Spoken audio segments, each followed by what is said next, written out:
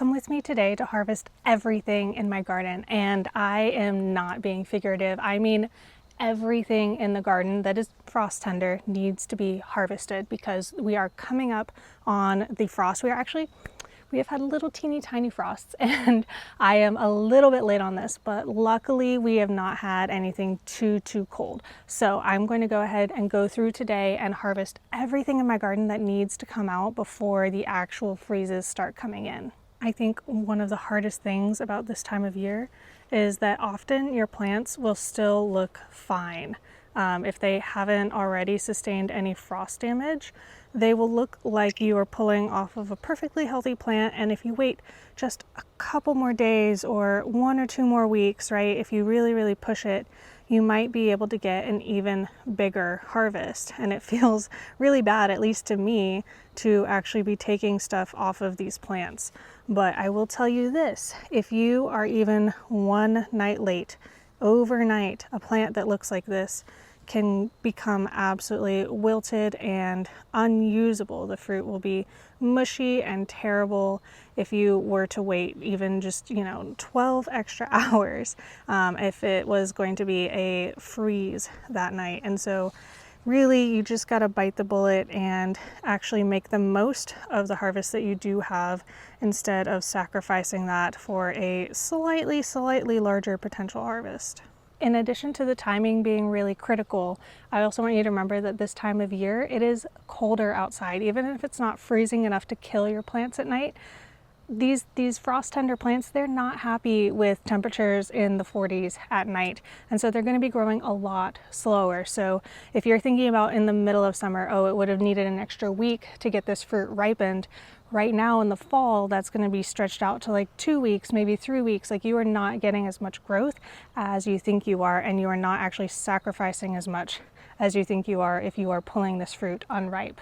All right, so we're going to get started with the tomatoes, and I'm going to be pulling all of the tomatoes, even these green ones, because first of all, a lot of them, they will actually ripen indoors if you just leave them out on the counter near other tomatoes or apples or something like that. That's going to be giving off ethylene gas. And the ones that don't ripen can be used as green tomatoes. These can still be eaten. They can be made into like a roasted green salsa. You can make fried green tomatoes with them. There are a lot of possibilities.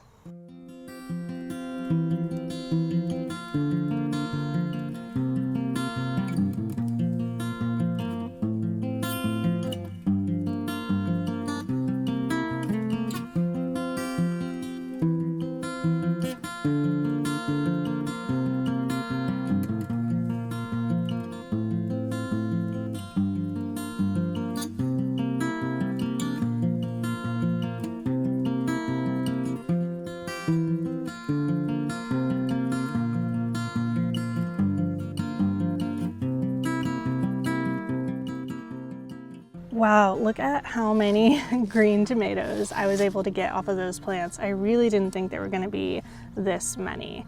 And again, if you have some that are blushing, these will easily ripen indoors. And even some of these that are just barely starting to turn, they will also ripen indoors. So this basket is actually going to sit exactly how it is indoors for a few days while I wait and see which ones are going to start easily ripening for me. All right, so next we're gonna move on to harvesting the hot peppers. So similar to the tomatoes, you can actually pick these green and they will still be totally edible. So with hot peppers specifically, they just won't be as hot. If you think about it like jalapenos, you harvest them green, they're less hot. If you wait for them to turn red, they will be more hot and maybe a little sweeter, but they're both still perfectly edible. And so you can pull any green pepper off of your plants, even the itty bitty little ones, they are all still perfectly usable.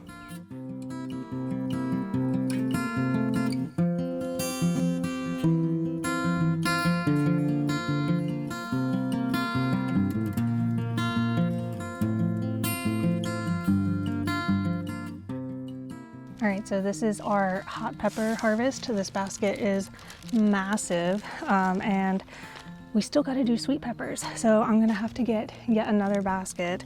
And this is the time of year where I feel really validated in all of the different baskets that I have. My partner is always saying, you don't need another basket. And I'm like, maybe I do, maybe I do.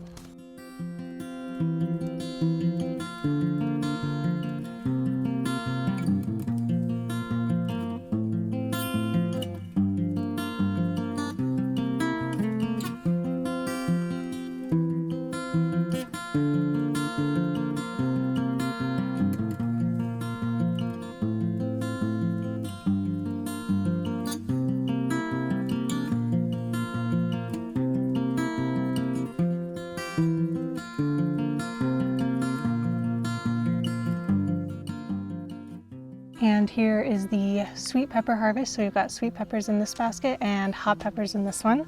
And let me just remind you guys that the garden that produced these harvests is absolutely overrun with weeds right now. Like you can see it back there. It is messy, and I didn't put all that much work into it. You know, you don't have to have a beautiful, perfectly kept garden to have a really big harvest. And I just want you to remember that. All right, we got a fresh basket and we are moving on to the eggplant harvest. Now, some of these I have intentionally let go too long so that they could make some seeds for me for next year. So some of these will end up looking a little ratty. This one actually doesn't look as ratty as some of them, but yeah, some of these I'm just gonna be harvesting seeds from, and the rest of them I will probably be roasting and making baba ganoush out of, which then, you know, you can eat baba ganoush on its own. You can also mix it into soups to thicken them, which is something I learned recently. Once again, similar to the tomatoes and the peppers, the underripe ones, the little ones, these are perfectly edible. They're just smaller. These are gonna be really, really tender and wonderful if I was going to do something other than roast them. So like cut them into little bite-sized pieces and fry them up, put them in something like that. These ones, yeah, I probably will do that with them instead of roasting them, because roasting something this tiny, kind of impractical.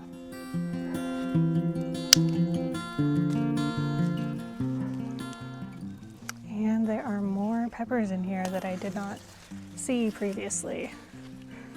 There's just so many of them out here.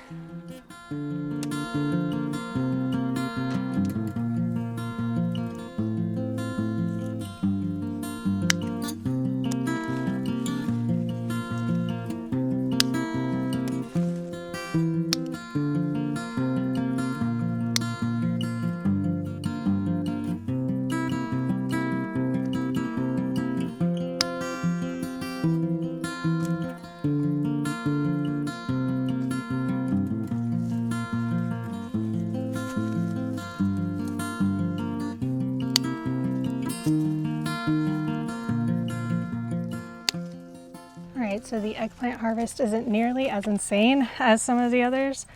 This is one of those kind of rougher looking eggplants I was talking about. This one is going to be full of really mature seeds for me to plant next year. But now we are going to move on to some of the more interesting things to harvest, in my opinion, maybe slightly less conventional. This is a grain crop, and this one is a special type of sorghum because it is for popping like popcorn. It makes the teeniest, tiniest, cutest little pops, and the kernels are not as like hard to eat if they get like some unpopped ones in the bottom of the pan.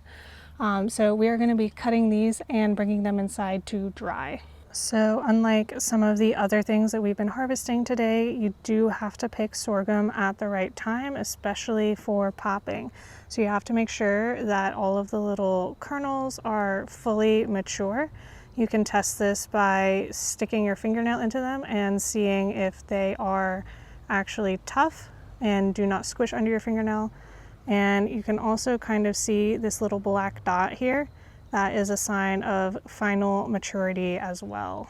So some of these stalks have put on a second little head like this. It came on a little bit later, and because I planted my sorghum a little later in the season, this second head isn't quite mature yet. So because it's not going to do me any good if I harvest it early, I am just going to leave it and see if I can actually have enough time for it to mature. And again, I'm only doing this because I can't really do much with it if it's not mature anyway.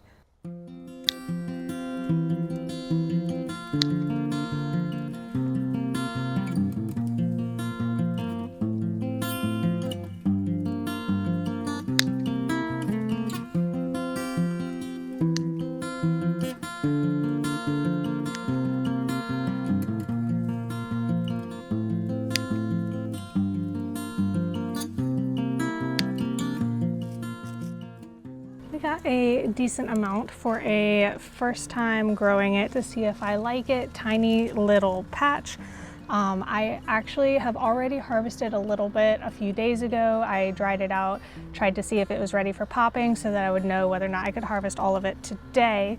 And oh my gosh, I only had a few mouthfuls of it, but it was absolutely delicious. So I think I will be growing a lot more of this next year.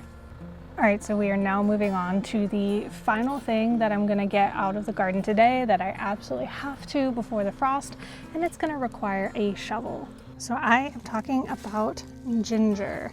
This is my ginger plant, and down below they have made their ginger roots, aka rhizomes. And so we are gonna actually be digging up the entire plant.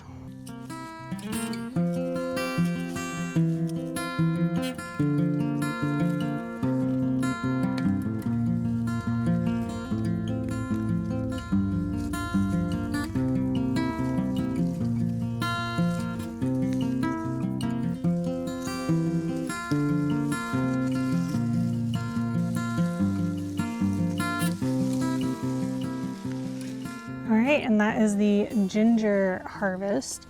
There's actually a fair bit here. And so some of this is gonna get washed off, cut up and frozen for me to like grate into meals throughout the year. Some of it's gonna get cut up and dried. And then if I have enough, I might also candy some of it.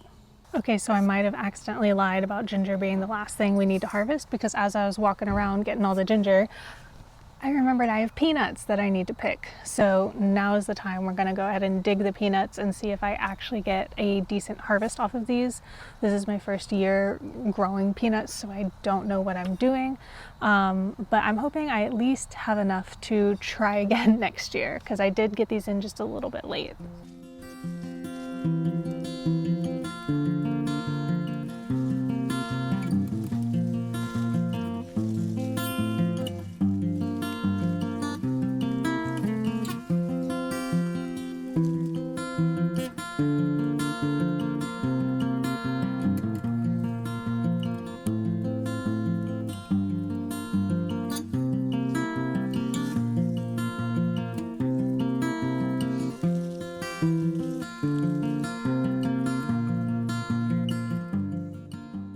We have all the peanuts, which will need to dry out before I pull them off of the plant.